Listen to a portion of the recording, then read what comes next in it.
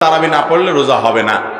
আসলে তারাবির সাথে রোজার কোনো সম্পর্ক নাই, দুইটা সম্পূর্ণ স্বতন্ত্র এবং পৃথক ইবাদত।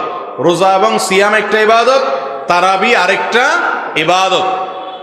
যদি কেউ কোনো কারণে তারাবি পড়তে না পারে, তারপরও তাকে ওই দিনের রোজা রাখতে হবে।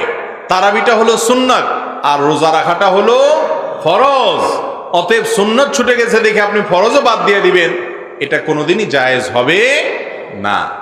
অতএব এমনও হতে পারে কোনো লোক তারাবি পড়তে পারছেন না, হয়তো তিনি রুকু সিজদা করা, উঠা বসা করা এবং এত সময় নামাজের মধ্যে থাকার মতো শারীরিক শক্তি নাই, কিন্তু উপবাস থাকতে পারেন, তাহলে তিনি রোজা রাখবেন তারাবি না পড়লেও।